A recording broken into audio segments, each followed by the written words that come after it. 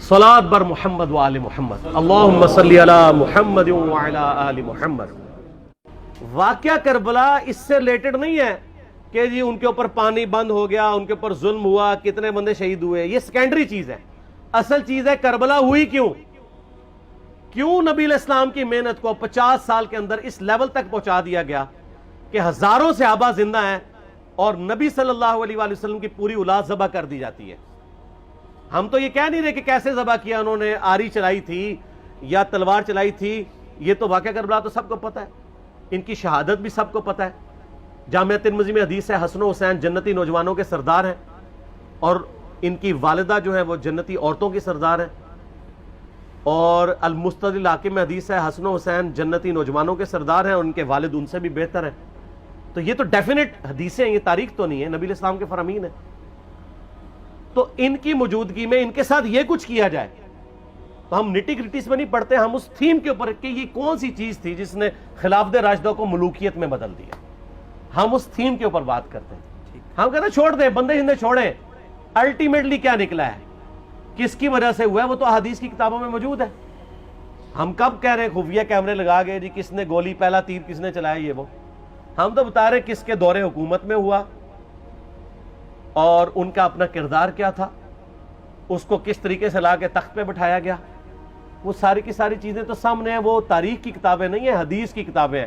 اگر آپ کہتے ہیں کہ بخاری مسلم سے ہم نے صرف رفع الیدین کی حدیثیں لینی ہیں یا ایمانیات کی حدیثیں لینی ہیں اور باقی جو بخاری اور مسلم میں آل امیہ کی بدماشیوں کو ننگا کیا گیا ہے وہ ہم نے نہیں لینی ہے، تو سر پھر آپ اپنے آپ کو کلیئر کٹ، پھر ہم آپ سے واقعہ کربلا نہیں ڈسکس کریں گے، حجیت حدیث میں بات کریں گے۔ آپ کو اپنے آپ کو منکرین حدیث کہنا پڑے گا، یہ آپ اسکروٹنگ کیسے کریں گے؟ اس سے بڑی بات مجھے یہ بتائیں کہ عظمت صحابہ بڑی چیز ہے یا عظمت محمد رسول اللہ صلی اللہ علیہ وآلہ وسلم؟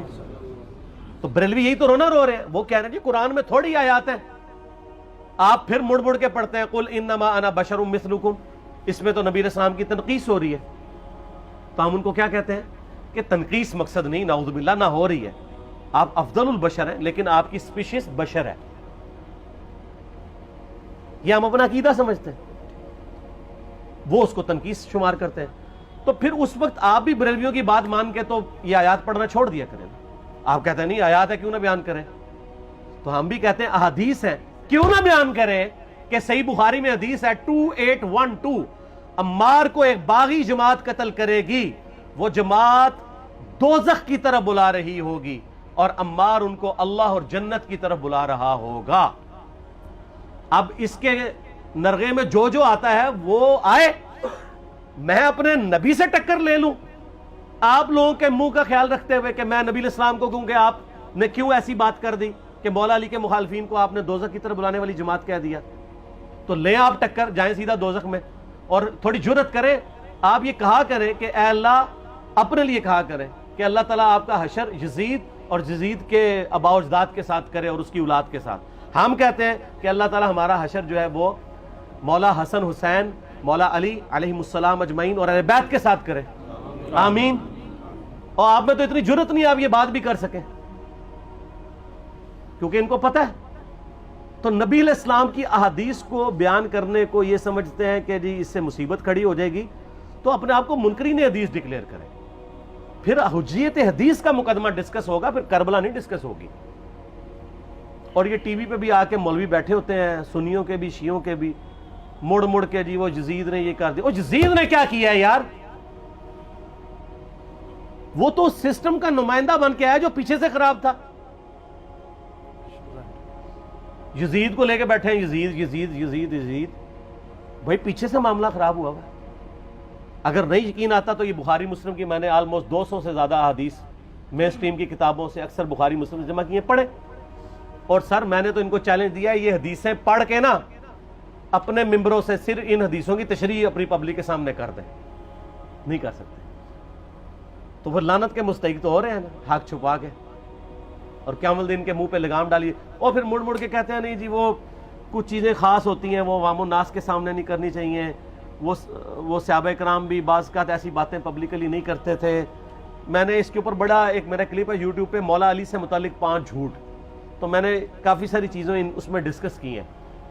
لیکن میں یہ کہتا ہوں کہ اللہ کے بندو، جو چیزیں نبی علیہ السلام نے منع کی ہیں بیان کرنے سے، وہ تو ہم ڈسکس کر بھی نہیں رہے. میں نے آج تک آپ کو منافقین کے نام بتائے؟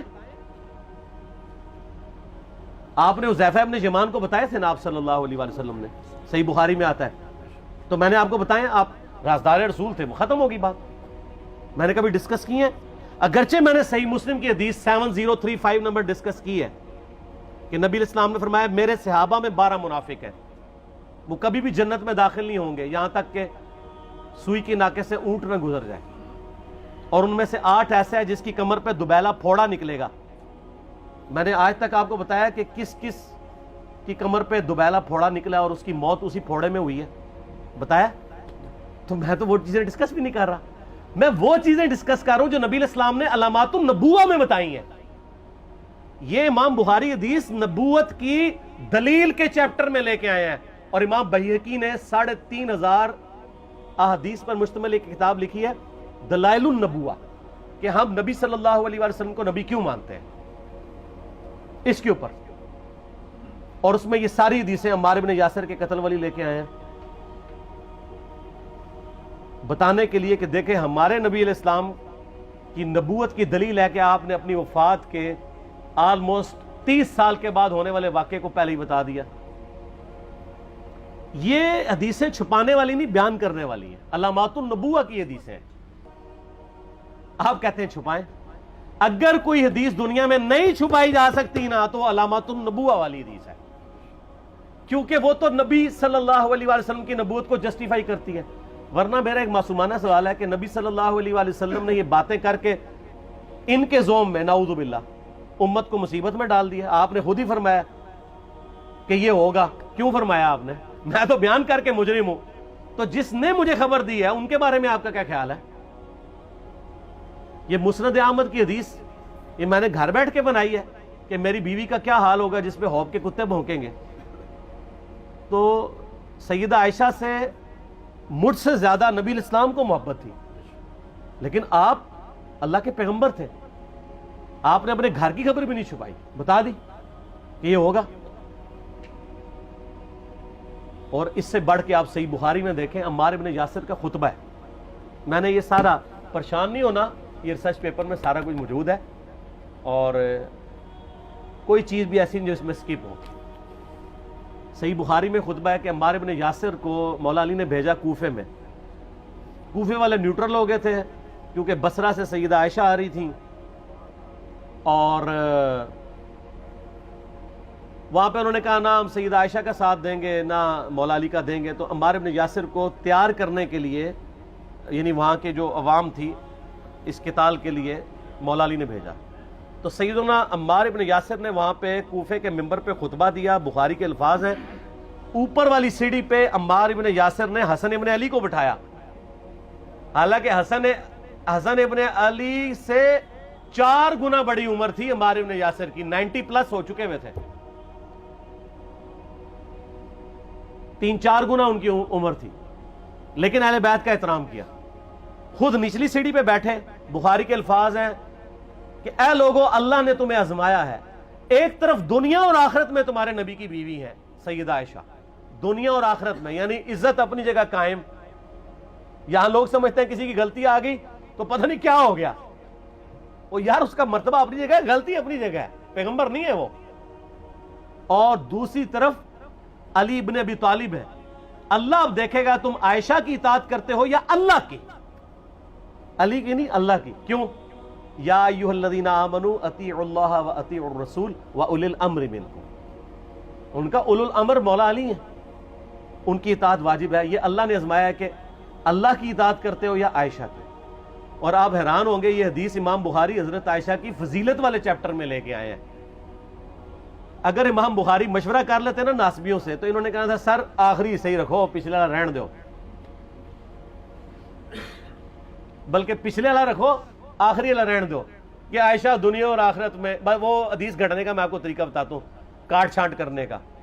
وہ آدھی حدیثیں لکھتے ہیں نا، آدھی حدیث ایسے لکھتے ہیں امام بخاری کہ سیدہ عمار ابن یاسر نے خطبے کے دوران فرمایا کہ سیدہ عائشہ دنیا اور آخرت میں تمہارے نبی کی بیوی ہیں، بس. لیکن امام بخاری نے پوری حدیث لی ہے، آگے وہ بھی ڈالا ہے کہ اللہ آزما رہا ہے کہ عائشہ کی اطاعت کرتے ہو یا اللہ کی، جیسے آپ کے علماء کر رہے ہیں. صحیح مسلم کی حدیث 6488 آدھی بیان کرتے ہیں سارے مولوی، بریلوی، دیوبندی، اہل حدیث سب. میرے صحابہ کو برا مت کہو، اگر تم میں سے کسی نے احد پہاڑ کے برابر بھی سونا خیرات کر دیا اور میرے صحابہ نے ایک مد یعنی 600 گرام خیرات کی، آدھا کلو، اس کے آدھے کو بھی نہیں پہنچ سکتا بس. حالانکہ یہ مسلم کی حدیث سٹارٹ اس سے ہوتی ہے کہ عبد الرحمن بن عوف کو خالد بن ولید نے گالیاں دی جھگڑے کے دوران، حالانکہ دونوں مسلمان تھے، دونوں صحابی تھے. آپ نے حضرت خالد بن ولید کو بلا کے ڈانٹا، فرمایا تم میرے صحابہ کو برا مت کہو. تو خالد بن ولید نے تو آگے سے نہیں کہا حضور میں بھی صحابی ہوں. ان کو پتا تھا کہ عبد الرحمن بن عوف نے اس وقت اسلام قبول کیا جب اسلام کا مطلب تھا مار، تکلیف اٹھانا، اور خالد بن ولید نے گولڈن پیریڈ میں صلح حدیبیہ کے بعد اسلام قبول کیا. میں تم لوگ یہ کر رہے ہو، تم لوگ اگر احد پہاڑ کے برابر بھی سونا خیرات کر دو، یعنی صلح حدیبیہ کے بعد والے لوگ میرے ان کے برابر نہیں ہو سکتے. اور جو فتح مکہ پہ معافی مانگ کے مسلمان ہوئے ہیں طلقاء، مؤلفۃ القلوب، آل امیہ، ان کا تو لیول ہی کچھ نہیں ہے. یہاں تو خالد بن ولید کے بارے میں یہ بات کی جا رہی ہے. اور پھر وہ مؤلفۃ القلوب اپنے زمانے میں ممبروں پہ سب و شتم کروائیں سیدنا علی پر، تو سب سے پہلے تو ان کو کہنا چاہیے جن کے بارے میں حدیث تھی کہ تم صحابہ کو گالی مت دینا. ہم نے تو خیر کبھی دی بھی نہیں ہے. اور میں یہ آخری جملہ ان کو ایسا بولتا ہوں کہ جو ان کے دماغ تک ڈرل کر جائے گا کہ آل امیہ نے جو کچھ اپنے دور کے اندر سیدنا علی کی گستاخیاں کی ہیں نا، ہم نے تو ویسی کوئی ایک گستاخی بھی آل امیہ کے بارے میں نہیں کی ہے. میں نے آج تک آل امیہ کے اوپر بائی نیم کسی کے اوپر لعنت کی ہے؟ حالانکہ یہ مولا علی پہ کرتے رہے. یہ ہے لعنتی خود ہو گئے نا، جب مولا علی پہ لعنت کی تو لوٹ آئی. مسند ابی اعلیٰ میں صحیح سند کے ساتھ حدیث موجود ہے، مسند احمد میں بھی موجود ہے کہ سیدنا علی کو جس نے گالی دی اس نے رسول اللہ کو گالی دی صلی اللہ علیہ وسلم. جب ام سلمہ نے کہا تھا، شیخ زبیر صاحب نے اس کو تحکیم میں صحیح لکھا ہوا ہے فوٹ نوٹ کے اوپر، کہ لوگوں تمہارے ممبروں پر رسول اللہ کو گالیاں دی جاتی ہیں، تو انہوں نے کہا معاذ اللہ، ہم کب کہیں گے، ایسا نہیں ہو سکتا. تو ام سلمہ نے کہا تم لوگ علی اور اس سے محبت کرنے والوں پہ گالی گلوچ نہیں کرتے ہو کیا؟ جبکہ میں نبی کی بیوی کہتی ہوں کہ سب سے زیادہ رسول اللہ سے محبت، سیدنا علی سے محبت نبی صلی اللہ علیہ وآلہ وسلم کرتے تھے. لہٰذا جب یہ تم کہتے ہو نا علی پر لعنت، علی سے محبت کرنے والوں پہ لعنت، تو یہ لعنت تو تم نبی علیہ السلام تک لے کے جا رہے ہو نعوذ باللہ، کیونکہ علی سے محبت کرنے والا پہلے نمبر پہ نبی صلی اللہ علیہ وآلہ وسلم ہے. اور پھر کہتے ہیں سب کا مطلب وہ تنقید ہے. اور نہ، پرانیاں گلاں، پرانے بابے، پرانے بزرگ، جھوٹے ہو. صحیح مسلم کھولو 6229 غدیر خم سے اگلی حدیث، لعن اللہ ابا تراب کے الفاظ ہیں، مٹی والے ابن ابی طالب پر لعنت، یہ الفاظ موجود ہیں. سب کا ترجمہ لعنت ہی ہے، تنقید نہیں ہے. اچھا پھر میرا معصومانہ سوال ہے کہ اس کا مطلب ہے صحابہ پہ تنقید کرنا اچھا کام ہے؟ کہیں گے نہیں. تو بتاؤ یہ برا کام کون کرتا تھا؟ شیعہ کا ابا کون ہے؟ رافضیوں کا ابا کون ہے؟ آل امیہ. تو لہذا شیعہ نو میں کہنا کہ تسی شیخین کے اوپر بکواس اور تبرہ کرنے کی بجائے نا، آپ لوگوں کو حقائق بتائیں کہ ٹوٹی کمند کہاں. یہ سب مجرمین آل امیہ ہے. اور یہ آل امیہ اور بنو ہاشم کی لڑائیاں نبی علیہ السلام کی بعثت سے پہلے چل رہی تھی، صدیوں سے چل رہی تھی. وہ تو پھر اللہ نے بنو ہاشم کو نبوت کے لیے چنا، تو ان کو یہ پھر جیلسی ہضم نہیں ہوئی، وہ چیز آگے چلتی رہی. خیر چھوڑ دیں، ایک تلخ ٹاپک ہے. صلاۃ بر محمد و آل محمد، اللہم صلی علی محمد و علی آل محمد.